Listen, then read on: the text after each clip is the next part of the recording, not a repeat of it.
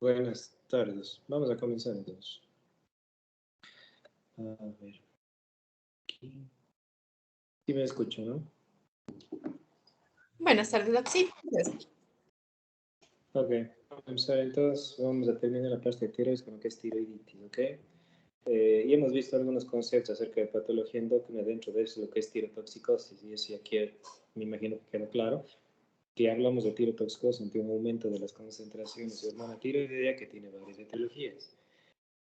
Puede ser un aumento de metabolismo de la glándula tiroide por un aumento en la producción celular de la misma, dentro de las cuales tenemos múltiples cosas, de las cuales ya habíamos visto algunas, como enfermedad de Graves, adenoma tóxico, bocio multinuclear, un tumor productor de TSH, la enfermedad trofoblástica gestacional, hiperémesis gravídica o el TSH suprimido durante el periodo del embarazo.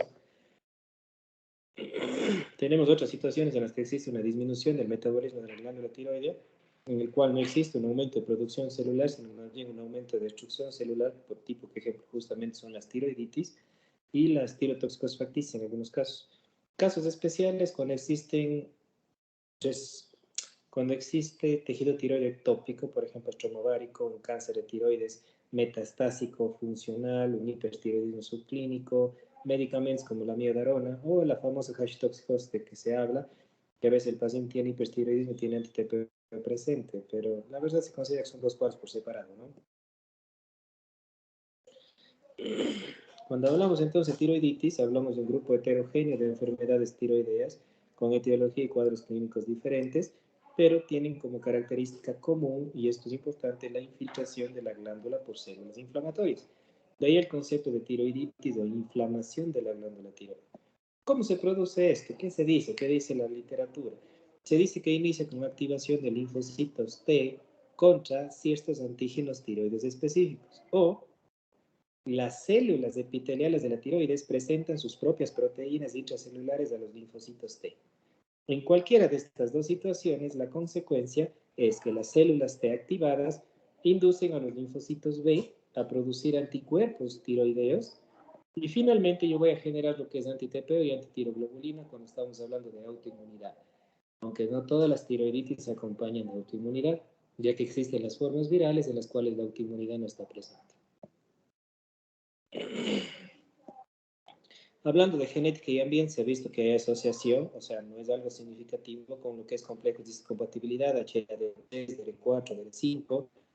Se ha visto que en algunos casos, por ejemplo, los fumadores o los tiacianatos en el humo del cigarrillo podrían ser tal vez un desencadenante de un proceso inflamatorio, o la insuficiencia de yodo puede ser un factor protector de autoinmunidad, o el exceso también puede ser un factor agresor.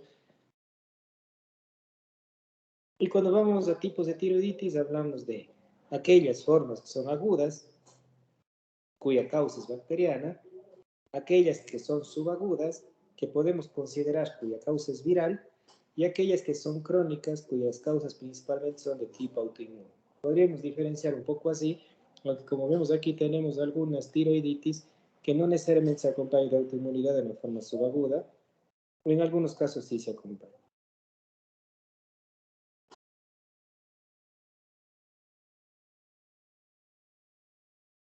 Vamos ahora con la más difícil de encontrar, ventajosamente, que son las tiroiditis de origen bacteriano, las tiroiditis agudas, cuya razón es justamente un agente infeccioso. La tiroides por sí es un agente, es un órgano resistente a lo que son los procesos infecciosos, primero porque es encapsulado, segundo porque está hipervascularizado y tercero porque tiene una altísima concentración de yodo, que es un factor protector contra los procesos infecciosos. Sin embargo, se ha visto que en estos casos el agente infeccioso puede llegar por varios mecanismos. Puede ser por vía respiratoria, la piel o el tracto gastrointestinal, puede ser la extensión de procesos infecciosos vecinos, por ejemplo, una mastoiditis, una afección a nivel del espacio electrofaringeo, un quiste tirogloso, una fístula del seno piriforme, que es una persistencia de un conducto embrionario que me da comunicación en lo que es la tiroides y por lo tanto no hay un encapsulamiento total y favorece el paso de agentes infecciosos. El seno piriforme, justamente la persistencia del seno piriforme en niños y adultos es la causa más frecuente de tiroiditis, sobre todo a nivel del lóbulo izquierdo. Es un vestigio de la bolsa branquial que conecta la bucofaringe con la tiroides. Entonces tengo una persistencia de esta comunicación y por lo tanto más tendencia a lo que es la infección.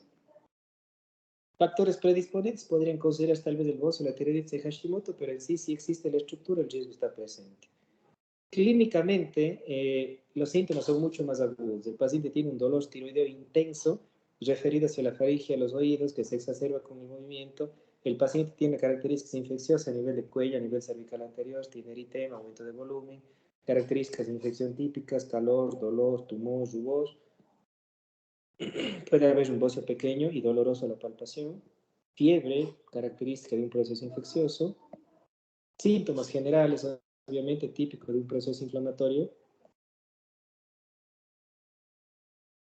y generalmente el cuadro es muy manifiesto, ¿no? Estas son las características, por ejemplo, de una tiroiditis infecciosa en la que podemos ver signos de inflamación o infección a nivel anterior, incluso con una área puntiforme que podríamos considerar tal vez un pequeño absceso, ¿no? En la región tiroidea. En la parte de anatomía patológica lo que vamos a encontrar son linfocitos, abscesos, necrosis, en algunos casos fibrosis, infiltrado polimorfo nuclear, típico de un proceso infeccioso.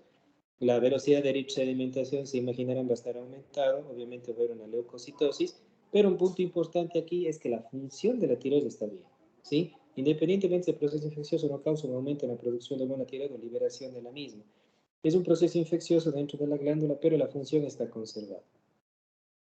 Se tiene que hacer diagnósticos diferenciales, obviamente, pero por lo general la enfermedad tiene una evolución típica de una infección con un periodo pico que me va a hacer diferenciar de lo que son tiroiditis subagudas o tiroiditis crónicas, que tienen larga evolución. Tengo que hacer diagnóstico diferencial también con una hemorragia de un quiste puede sufrir hemorragias, neoplasias malignas, linfomas que se pueden originar también a nivel de tejido tiroideo, otras tiroiditis o amiloidosis o infiltración amiloide a nivel de la glándula tiroides. Exámenes típicos de un proceso infeccioso, una biometría hemática, donde voy a encontrar leucocitos, neutrofilia, aumento de inflamación con la velocidad de eritrosedimentación aumentada. Y en estos casos sí se recomienda hacer la biopsia por aspiración con aguja fina, justamente porque yo requiero también hacer un cultivo para identificar el microorganismo causante. Los pacientes inmunocomprometidos tienen más tendencia a la infección y obviamente tendencia a otros agentes como por ejemplo a nivel micótico. El tratamiento tiene que ser rápido porque generalmente implica un riesgo vital en el paciente. Cirugía para drenar el absceso guiado, en algunos casos incluso una tiroidectomía. En niños, si tienen el antecedente del seno piriforme, hacer la extirpación del seno piriforme. Complicaciones las hay, por lo tanto es una emergencia, da un absceso retrofaringeo, mediastinitis, incluso llega a provocar trombosis de vena yugular en algunos casos, obstrucción traqueal si existe un aumento significativo del tamaño, sepsis, incluso shock séptico en algunos casos.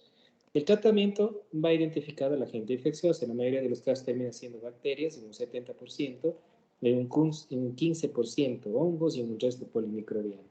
El tratamiento va a basarse en la positividad del cultivo que yo tenga para decidir la medicación.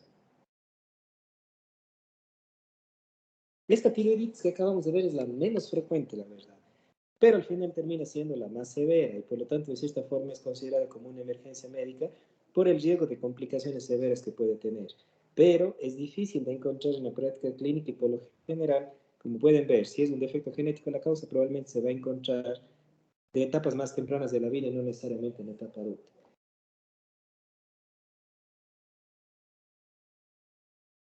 Ahora vamos con lo que son las tiroiditis subagudas, dentro de las cuales tenemos la Quervain y la tiroiditis vírica.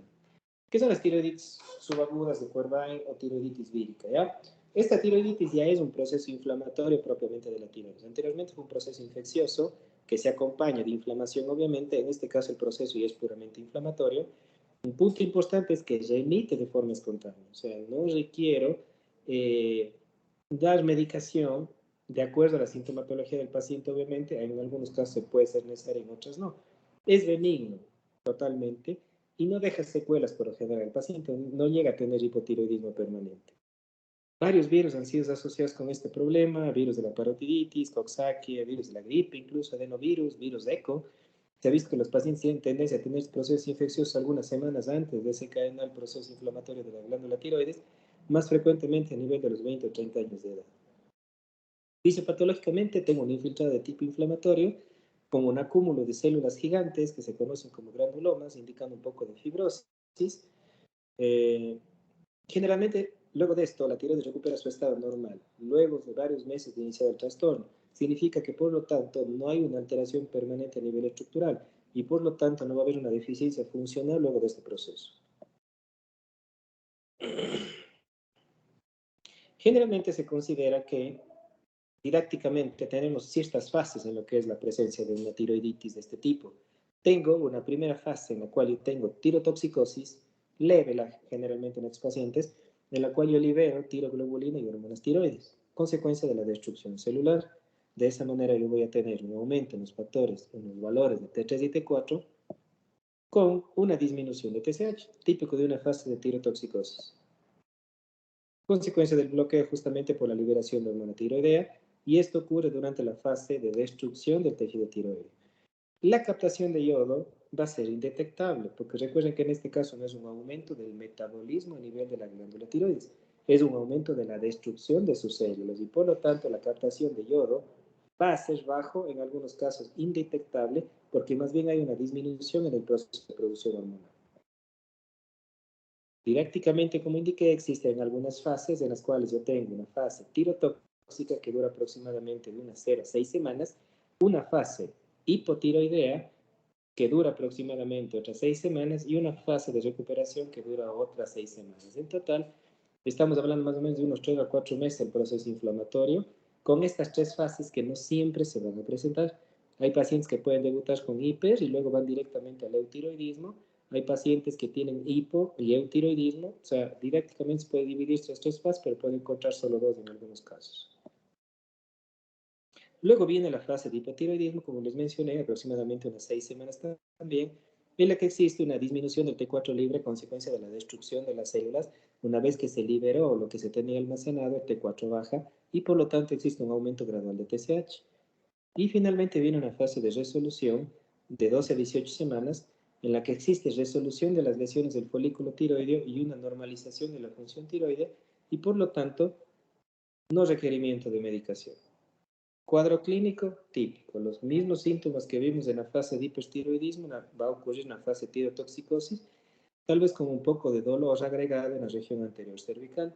Síntomas típicos de inflamación en la región retroauricular o dolor a nivel cervical anterior, a la palpación o a la deglución.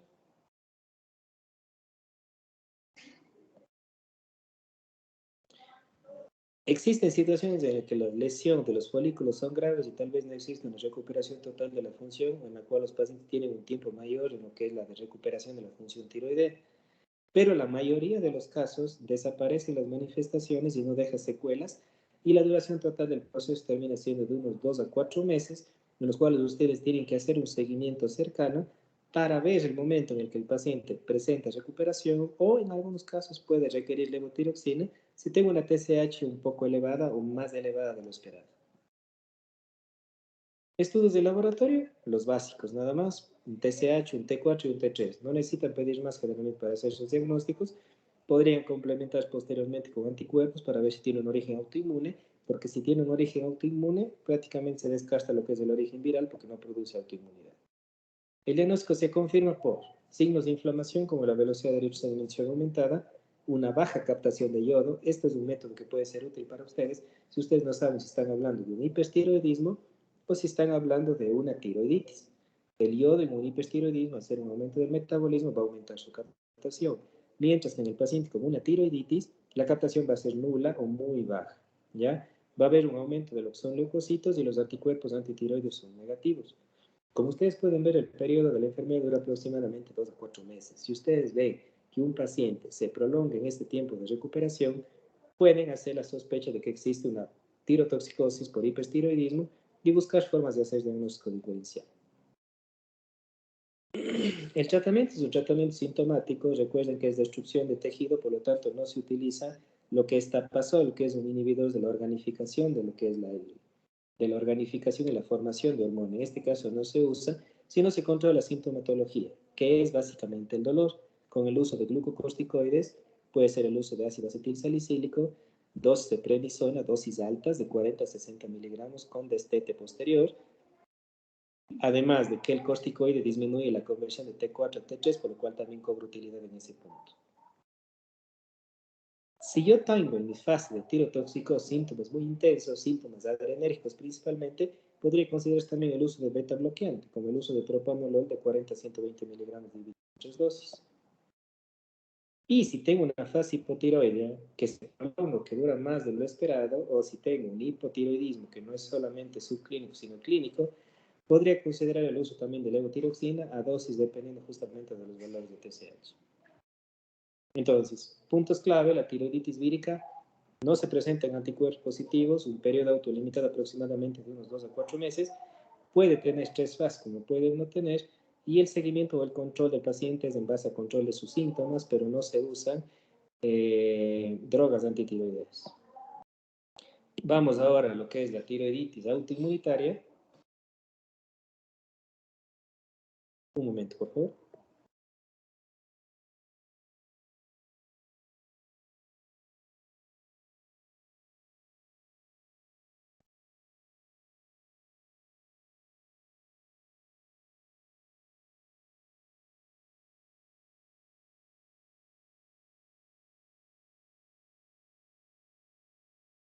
Perdón. Hablando de lo que es la parte de tiroiditis autoinmune, el típico ejemplo es justamente hablar de lo que es una tiroiditis de Hashimoto.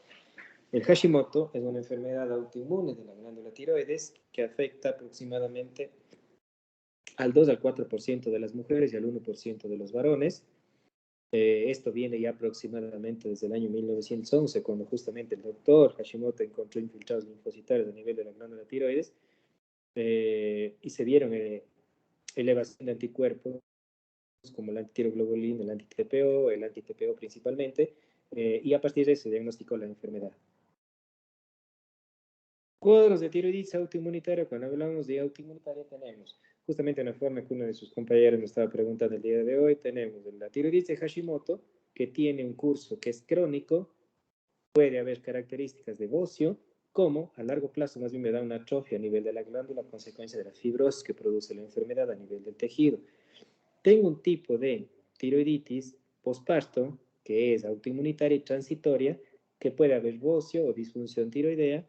Tengo una forma indolora que es transitoria y puede cursar en algunos casos con hipertiroidismo inicialmente, y hay otras formas focales o progresivas que pueden cursar también con hipertiroidismo. Lo que más frecuentemente vamos a ver nosotros es la tiroiditis de Hashimoto, la tiroiditis postparto o las tiroiditis indoloras, ¿ya? Y el Hashimoto, por lo general, se diagnostica muchas veces en formas subclínicas y por lo tanto inicialmente muchas veces puede ser discutible iniciar o no la medicación.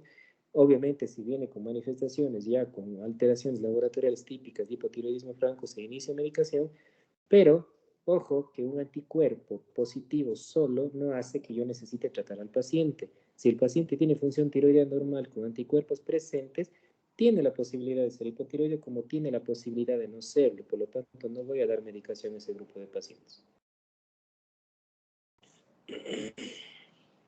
Características patológicas: la glándula tiroides crecida, en algunos casos puede ser, en otros no. Van a depender de la etapa en la que ustedes se encuentren, la verdad, la tiroiditis de Hashimoto. Hay etapas tempranas en las cuales puede haber un bocio, puede haber dolor, incluso puede haber fases de hipertiroidismo, y hay fases en las que son crónicas, en la cual más bien la tiroides está atrófica a consecuencia de la destrucción del tejido. Existe una destrucción tisular, obviamente, interrelación de factores genéticos y ambientales se han propuesto. Aparentemente puede haber una ruptura de la inmunotolerancia, eliminación de células autoreactivas. El tirocito puede actuar también y de esa manera ser o dar como unas características a nivel atrófico o bociógeno, va a depender del tipo de paciente también.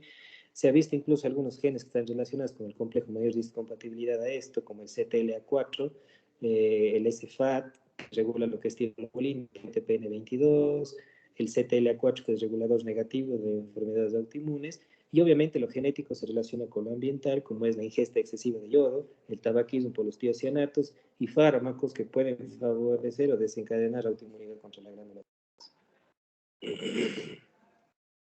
Yendo al cuadro clínico, se considera que va a depender del momento en que le encontremos al paciente, ¿no? Podemos encontrar justamente lo que les mencioné, función tiroidea normal y la única evidencia de marcadores inmunológicos presentes. En otros casos, hay 3 situaciones clínicas que me permiten sospechar, como el desarrollo de hipotiroidismo con la administración de yodo, alteraciones a nivel reproductivo, aunque generalmente se requiere un hipotiroidismo muy manifiesto para eso, cromosomopatías o enfermedades autoinmunes, cromosomopatías, por ejemplo, hablando de lo que es cromosomopatías asociadas a baja estatura, que se pueden asociar justamente a lo que es la presencia de patología tiroidea, ¿ya? Se dice que puede haber bocio, ¿ya? Como primera evidencia clínica en ese paciente, ¿ya?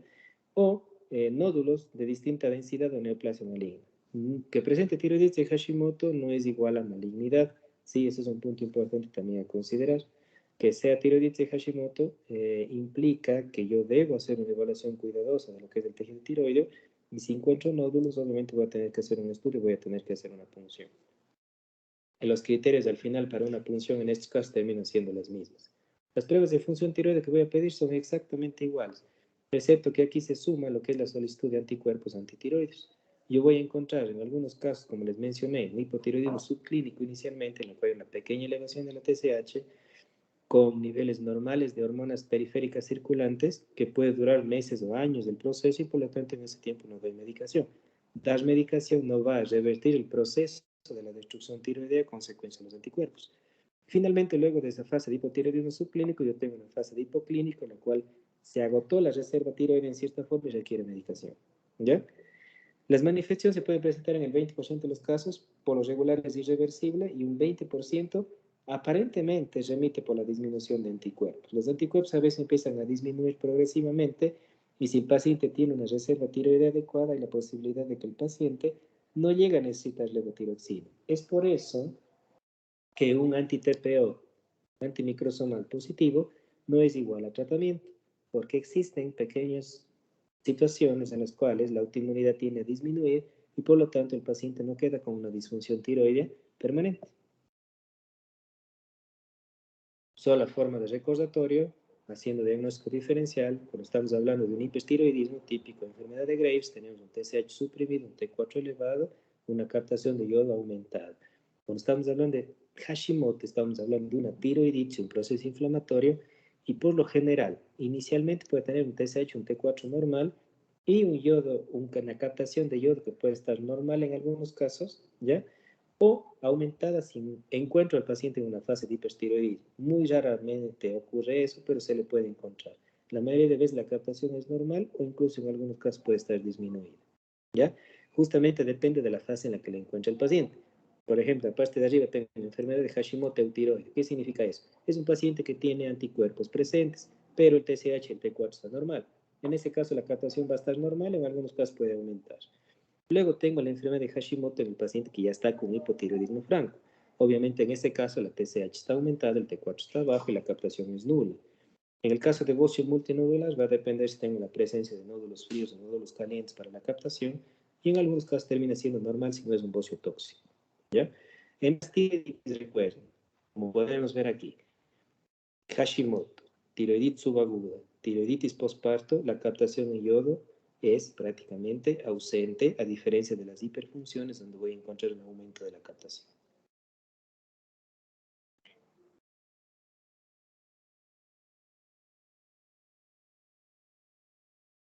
El tratamiento es lo que ustedes ya conocen: levotiroxina. El tratamiento estándar depende de la etapa en la que se realice el diagnóstico, como les acabo de mencionar.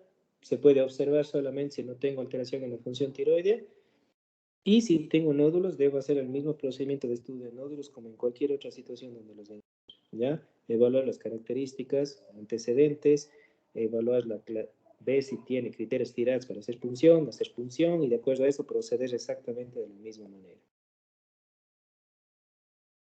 Referente a Hashimoto es principalmente eso. Puntos claves a recordar: un anticuerpo presente no significa que voy a tratar, un anticuerpo presente no necesariamente significa que el paciente va a ser hipotiroideo. El tratamiento sigue siendo de base lo que es el uso de levotiroxina, y al ser una tiroiditis la captación es nula, generalmente en la fase hipotiroidea, porque en la fase eutiroidea la captación puede ser normal. Cuando hablamos ahora de la tiroiditis silenciosa, también llamada tiroiditis silente, es otra variedad de tiroiditis autoinmune, similar a la subaguda, pero en este caso, como dice su nombre, no provoca dolor, pero puede iniciar en este caso sí con las tres fases que nosotros acabamos de mencionar. Puede haber un cuadro de disfunción tiroidea, pero por lo general es transitorio, ¿ya? tiene un poco de similitud con la tiroiditis en Hashimoto. No se sabe bien por qué es transitorio, ¿ya? Puede ser una lesión autoinmune, tal vez la causa, podría ser que le desencadene una infección, fármacos u otras enfermedades endocrinas, pero se ha visto que cursa muchas veces con las tres fases. Puede cursar con una fase de hipertiroidismo, una fase de hipotiroidismo, otras fases de eutiroidismo. Como podemos ver, un 40% desarrolla hipotiroidismo subclínico durante un periodo de 4 hasta 16 semanas y en un 5% pueden tener hipotiroidismo permanente, pero es un porcentaje bastante bajo, ¿ya? Es de corta evolución y de leve intensidad y por lo general no provoca mayor sintomatología. Exámenes de laboratorio, depende de la fase en la que yo les realice el examen, ¿no? Puedo encontrar exámenes alterados de acuerdo si es una fase tirotoxicosa o si es una fase de hipotiroidismo y recuperación. El tratamiento termina siendo al final beta bloqueantes, ¿sí? Generalmente si es una tiroiditis, ¿ya? O si tengo una fase de hipertiroidismo, tionamidas no está recomendando porque si yo tengo destrucción del tejido tiroide no va a tener mayor efecto. Levotiroxina se recomienda para fases de hipotiroidismo. El uso de beta bloqueantes para controlar los síntomas de exceso de producción de hormona tiroidea. En algunos casos, si tengo lesiones sospechosas, puedo acudir a lo que es cirugía de acuerdo al protocolo de evaluación del módulo de tiroides. Las tiroiditis asintomáticas, como su nombre lo dice, no hay dolor a la palpación a nivel de la glándula tiroides. Ocurre en un 5% de mujeres luego del embarazo de 3 a 6 meses. El tratamiento puede ser el uso de levotiroxina y debe retirarse si la recuperación existe en el paciente. Generalmente hay algunas tiroiditis en las cuales tengo fases de hipotiroidismo, en las cuales tengo una TSH demasiado alta y por lo tanto yo debo dar medicación. Pero esa vigilancia tiene que ser cercana porque el paciente puede que empiece a tener recuperación de la función tiroidea luego de algunos meses y por lo tanto yo voy a encontrar que esa TSH se empiece a suprimir, consecuencia de que le esté dando un medicamento exógeno que el paciente ya no está necesitando y por lo tanto debe ser evaluado cercanamente al paciente para de esa manera poderle retirar la medicación antes de que yo llegue a causar un hipertiroidismo de origen iatrogénico por medicación permanente cuando no lo necesite. Las tiroiditis asintomáticas por lo general tienen fases de tirotoxicosis leve que duran 2 a 4 semanas aproximadamente, le sigue una fase de hipotiroidismo que dura un poco más a la anterior, dura unas 4 a 12 semanas. El trastorno se acompaña de anticuerpos anti-TPO, ¿ya? Se ha visto que se puede presentar un poco más en pacientes diabéticos tipo 1, obviamente no hay captación de yodo, y los síntomas tirotóxicos se pueden controlar, tal cual dijimos antes, el uso de beta bloqueante para el control de sintomatología. Las tiroiditis por fármacos, ¿ya? Es algo que está ocurriendo, se ha visto que ocurre con bastante frecuencia, sobre todo ahora con el uso de productos biológicos, también se ha visto que puede ser afectada la glándula tiroides. Por ejemplo, el uso de interferón o interleuquina 2 se ha visto que originan disfunción de la glándula tiroides hasta en un 5% de casos, por lo cual este paciente requiere una evaluación de la función tiroidea. Se ha visto que puede producir tiroiditis indolora, hipotiroidismo, en algunos casos incluso se ha visto enfermedad de Graves, pero sobre todo la enfermedad se ha visto que se empieza a asociar más cuando los pacientes, principalmente sexo femenino, tienen la presencia de base de anticuerpos contra la glándula tiroides. Si yo tengo la presencia de anticuerpos contra la glándula tiroides antes de recibir el tratamiento con estos medicamentos, mi riesgo de tener estas patologías aumenta. Un ejemplo típico que siempre se coloca es el uso de amiodarona. El uso de amiodarona, ¿por qué? Porque la amiodarona es un medicamento que tiene una altísima dosis de yodo. Su composición, el 39% de yodo por peso, y se da una dosis habitual de 200 miligramos al día. Al dar amiodarona, yo doy aproximadamente 20-30 veces más yodo de lo que yo requiero administrar a lo largo del día. Por lo tanto, imaginarán que una administración continua me puede provocar justamente por exceso de yodo patología tiroide, produciendo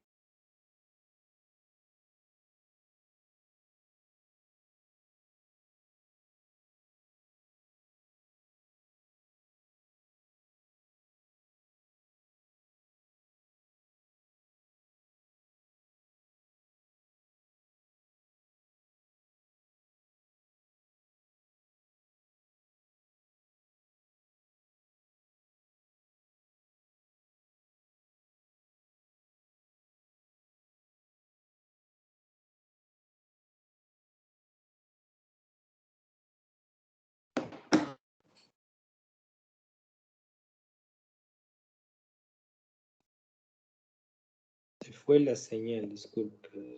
Voy a poner de nuevo.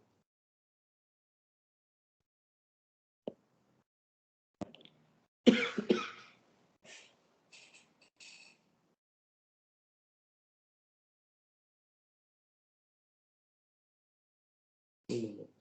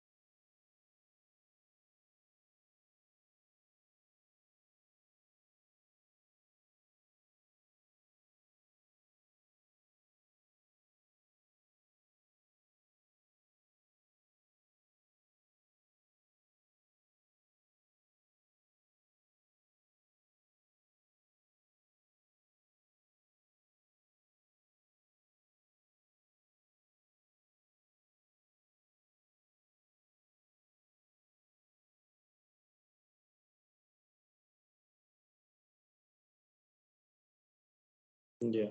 Viendo este cuadro de aquí, se puede ver un poco más de los problemas que ocurren con la miodarona y el uso de lo que, y a nivel de tejido tiroideo. La miodarona es un antiarrítmico usado, bastante frecuente, justamente porque es un medicamento que me llega a prevenir o controlar lo que son los cuadros de arritmias ventricular, arritmias cardíacas en general. Dependiendo de lo que yo tenga en mi glándula tiroidea antes del tratamiento, yo puedo tener una hipohiperfunción.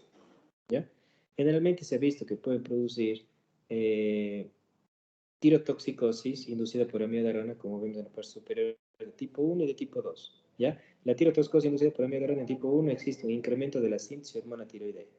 ¿En quién creen que ocurre esto más frecuentemente? En aquel paciente que recibió yodo, hablando de eso, de la amiodarona, y tenía un bocio tóxico, mejor dicho, un bocio antes de recibir la medicación. Un bocio es una tiroides más grande que capta más yodo y por lo tanto va a producir más hormona tiroidea y por lo tanto me da riesgo de tener una toxicosis. ¿Ya? Esa es una forma. La otra forma es la tirotoxicosis inducida por amiodarona tipo 2, en la que existe un exceso de liberación de hormona tiroidea T3 y T4 en la circulación causado por una destrucción de la glándula tiroidea. ¿Sí? Entonces, como vemos, tenemos dos formas. Tenemos aquella, la tirotoxicosis, con incremento de la síntesis de hormona, y aquella en la cual yo más bien provoco una destrucción del tejido tiroideo consecuencia de la administración de la miodarona. ¿Sí? El tipo 1 generalmente se trata con medicación antitiroidea, ¿sí? Porque estamos hablando de un aumento de síntesis. Entonces, por lo tanto, la tirotoxicosis tipo 1 se trata con antitiroideos, propiltiroacilotapazol, mientras que el tipo 2 es una tiroiditis destructiva y por lo tanto lo trato con glucocorticoides. En cualquiera de los dos casos, por la sintomatología adrenérgica, yo puedo usar un poco de beta bloqueante. Como vemos, también tenemos otros ejemplos, aparte de la miodarona y después como el ejemplo más clásico, tenemos el interferón alfa que puede producir un hipertiroidismo de origen autoinmune, desencadenando autoinmunidad, interleuquina 2 que puede producir también hipo o hiper de origen autoinmune, inhibidores de tirosinquinasa usados en tratamiento de cáncer desdiferenciado de tiroides, disminuyen la captación por la glándula tiroides llegando a provocar un hipotiroidismo, ¿sí? Entonces son ejemplos clásicos de enfermedades que yo puedo tener por medicación causando tiroiditis. La miodarona siendo el ejemplo más clásico, recordando que tienen una forma tipo 1 y una forma tipo 2, en las cuales tienen o bien aumento de la producción o destrucción del tejido. Finalmente, la tiroiditis Riedel, muy rara de encontrar generalmente, es una proliferación fibrosa, de tejido fibroso que reemplaza prácticamente la glándula tiroides, es poco común y el origen es desconocido. Se ha visto que se ocurre más común en mujeres en relación a hombres de 3-4-1, se presenta entre los 30 y 50 años, una masa a nivel anterior sumamente dura, asimétrica, fija, que va a comprometer estructuras vecinas justamente por la adherencia que tiene esa masa, se desarrolla disnea, disfagia, puede haber compresión a nivel de tráquea, venas del cuello y provocar disfonía. El diagnóstico se ha visto en base a lo que es el estudio histológico, puede haber proceso fibroinflamatorio de la glándula tiroides, puede haber evidencia histológica de extensión de algunas estructuras vecinas, ausencia de neoplasia maligno por lo general no implica que esto sea maligno. Procedimiento para estudios es exactamente el mismo, hacer ecografía, TAC, resonancia para ver compromiso de estructuras vecinas. Hay que hacer un diagnóstico diferencial, eso nos va a hacer únicamente mediante el histopatológico, porque hacer punción resulta un poco complicado por la dureza del tejido, pero el diferencial se tiene que hacer con anaplásico, que generalmente va a ser un tumor de crecimiento sumamente rápido, un linfoma igual va a tener un crecimiento acelerado, una tiroiditis de Hashimoto cuya evolución por lo general es estacionaria o un sarcoma de tiroides cuya evolución es más rápida. Generalmente cuando estamos hablando de cáncer, anaplásico, linfoma, sarcoma de tiroides, la evolución de la enfermedad es sumamente rápida, a diferencia de un proceso benigno que la evolución es muy lenta. Tratamiento, levotiroxina al final, esteroides en algunos casos, cirugía cuando existe compromiso de estructuras vitales. Algunas recomendaciones que se dan en las prácticas, los pacientes con elevación de anti-TPO e hipotiroidismo subclínico deben monitorizarse anualmente. Es una recomendación que sí se debe dar, porque realmente un hipotiroidismo subclínico no amerita medicación de inicio, por lo tanto la observación puede ser un criterio inicial. Las mujeres con tiroiditis posparto o hipotiroidismo subclínico deberían ser tratadas con levotiroxina para llegar a obtener una TSH menor de 2.5 si están embarazadas o desean fertilidad. Sí, si la paciente desea fertilidad, debe entrar con un perfil tiroideo en rango normal. Y si tengo un hipotiroidismo subclínico, la paciente debería ser tratada si tiene deseo de embarazo, porque la demanda de una tiroidea durante el embarazo aumenta y por lo tanto TSH se elevará más. 3. Pacientes con tiroiditis subaguda deben ser empezados con dosis altas de ácido acetilsalicílico o corticoides, ¿ya? Pero generalmente aquí recomiendan los AINES como primera línea de terapia para calmar el dolor. Recuerden que es un tratamiento sintomático. Los corticoides para tiroiditis subaguda deben ser iniciados en aquellos con dolor muy severo, con poca respuesta al ácido acetilsalicílico. Entonces, ellos colocan en primer lugar a los AINES y en segundo lugar a los corticoides. Y los pacientes con dolor severo de tiroides o síntomas sistémicos, se debe hacer, si tengo fiebre, que no es algo común, tengo leucocitosis, linfadenopatías cervicales, rápida evolución, debe hacerse una punción con aguja fina para descartar una tiroiditis infecciosa, que es más raro de encontrar, y sobre todo en niños la sospecha puede ser mayor. Recordar nuevamente, la tiroiditis supurativa tiene un origen bacteriano, granulomatosa, de origen de Kerbein viral, linfocítico postparto autoinmune, y las crónicas, como la de Hashimoto de forma autoinmune, y la tiroiditis tiene un origen idiopático, no sabe la causa clara. A manera de un resumen para la investigación de lo que es una tiroiditis, evalúo si existe, yendo desde la parte superior, dolor a nivel de la tiroides, ¿ya? Si el paciente tiene dolor a nivel de tiroides, voy al lado derecho, el paciente tiene una apariencia de toxicosis, si dice tiene una apariencia de infección, puede ser una tiroiditis infecciosa. Si no tiene una apariencia infecciosa o signos infecciosos, investigo en el paciente la exposición a trauma o radiación. ¿Sí? Si existe esta exposición a trauma o radiación, puede ser una tiroiditis inducida por las mismas. Si no existe esta historia de trauma o radiación, ¿ya? Evalúo los valores de TSH, ¿ya? Y diagnostico si existe una tiroiditis. Si tengo dolor, no tengo dolor en la tiroides, el paciente está tomando drogas asociadas a lo que es tiroiditis, amiodarona, interferón, interleuquina, entonces estamos hablando de una tiroiditis inducida por drogas. Si no es así, si tengo dolor, no estoy tomando medicación para la tiroides o que puede interferir con la función tiroidea, mido lo que es el valor de TSH. Si tengo un valor alto, puedo sospechar de una tiroiditis postparto, ¿ya? Entonces, en este caso es importante evaluar la autoinmunidad y básicamente evaluar la necesidad de medicación o la observación solamente. Si tengo la medición de TSH más bien bajo, sospecho también de una posibilidad de una tiroiditis también, pero recuerden que en este caso la recomendación es, si es que tengo duda, hacer una gammagrafía tiroidea para captación. Recuerden, las gammagrafías o el uso de yodo al momento de estudio de una tiroiditis por lo general van a ser negativas porque el paciente tiene un proceso de destrucción de la glándula tiroides. Si yo tengo TSH suprimido, T4 elevado y tengo una captación, ya no estoy ante una tiroiditis, sino estoy ante un hipertiroidismo clásico, probablemente una enfermedad de Graves, un nódulo tóxico, bocio tóxico, de acuerdo a lo que encontramos también dentro de la estructura de la glándula. Creo que eso es todo lo que tengo. ¿Tienen preguntas respecto a esto? Daniel. Buenas tardes, Doc. Una pregunta. Dentro de la tiroiditis causada por drogas, ¿también está el yodo radioactivo? Porque había leído que también puede causar tiroiditis en los casos de que los pacientes tienen ya hipertiroidismo o también se exponen a esto por otro tipo de cáncer. Sí, justamente aquí en el algoritmo podemos encontrar a la derecha, si yo tengo antecedentes de exposición a radiación o trauma, voy a tener una tiroiditis inducida por eso. Sí, efectivamente. Recuerden que al administrar yodo, el yodo radioactivo específicamente, la meta que yo tengo es de destruir el tejido tiroideo. Y en este caso se incluye el tejido tiroideo benigno y el tejido tiroideo maligno. ¿Ok? Un ratito. 5. ¿Tengo tejido tiroideo benigno o tengo tejido tiroideo maligno? ¿Ok? Entonces, al destruir las células, yo libero hormona tiroidea. Y de esa manera voy a tener una fase de toxicosis que va, en algunos casos, va a depender del paciente. Nos recuerden que si estamos hablando, por ejemplo, de un cáncer de tiroides, generalmente el residuo tumoral que yo tengo va a ser muy escaso y no voy a tener una tiroiditis demasiadamente importante. Ahora, si manda a un paciente que tiene hipertiroidismo, enfermedad de Graves, con un perfil tiroideo descompensado sin haber sido controlado previamente, yo le puedo desencadenar una crisis tirotóxica. Así que sí, el yodo sí provoca tiroiditis. ¿Ok? Doc, entonces, o sea, prácticamente la cura en esto sería dejar de usar el yodo radioactivo o también tiene otro tipo de consecuencias. Y se No le trataría entiendo. como drogas.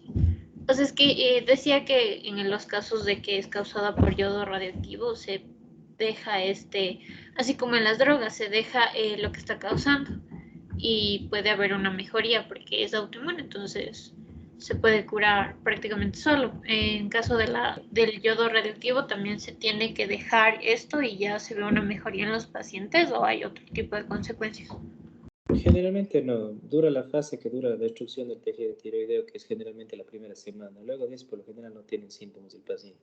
Lo que más tenemos tendencia a usar, por ejemplo, los pacientes que van a recibir yodo, hablando de cáncer de tiroides, por ejemplo, es un poco de corticoide en el paciente para aliviar la sintomatología, pero generalmente es algo que va a pasar solo, ¿no? Ya, gracias, doctor. ¿Alguien más?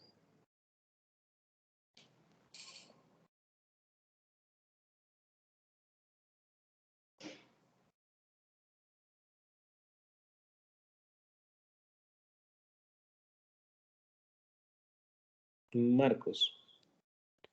Sí, doctor. Entonces, ¿por qué el glucocorticoide no es el fármaco de primera elección en este tipo de enfermedades autoinmunes? Perdón, no le entendí, ¿me repite? En esta enfermedad, el glucocorticoide es solo para los casos graves o que no responden a la primera línea de tratamiento, pero ¿por qué no se escoge desde un principio el glucocorticoide?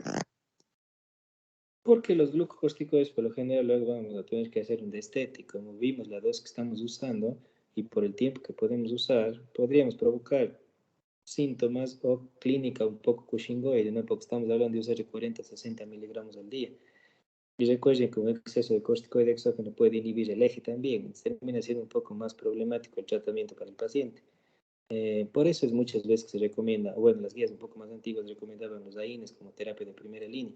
Pero obviamente, si tú puedes hacer un manejo adecuado en el paciente, le puedes ir destetando el corticoide poco a poco haciéndole vigilancia, o sea, puedes tomarlo también como primera línea, ¿no?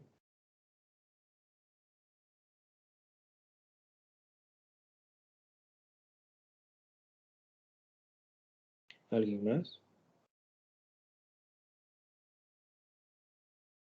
Daniel.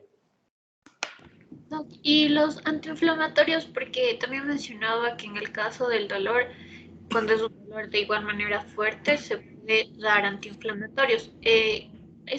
O sea, también puede ser una opción o no. Claro, los AINES en general se pueden usar, ¿no? De ahí del ejemplo típico que les ponen es el uso de aspirina, pero se puede usar otros AINES, por ejemplo, puedo usar ibuprofeno o cualquier AINE adicional, o sea que me ayuda a controlar la sintomatología. No solamente la aspirina, ¿no?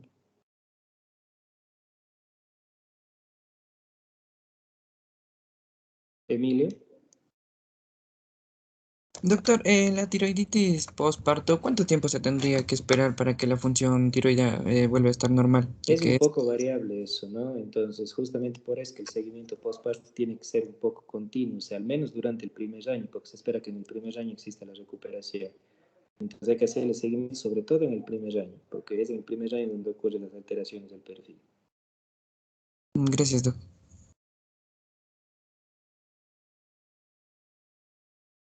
¿Alguien más?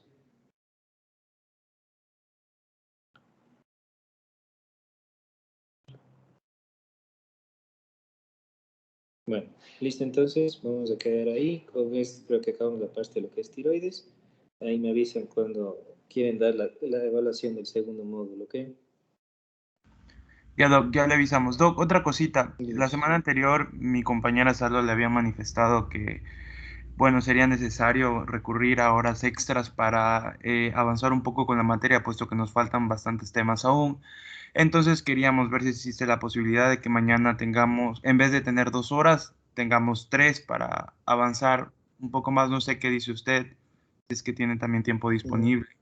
mm. A ver, déjame revisar un ratito. Porque las clases normalmente son de 2 a 4, entonces podrían ser de 2 a 5.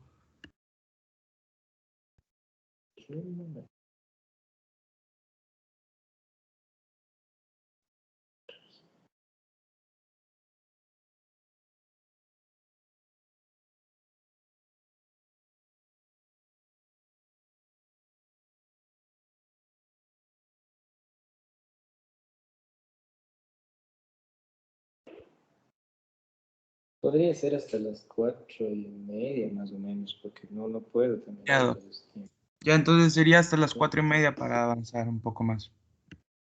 ¿Ya? Listo, entonces. Ya, muchas gracias, Eso Doc. sería todo, entonces, ¿no? Nos vemos mañana. Hasta luego. Gracias, Doc, hasta mañana. Hasta luego.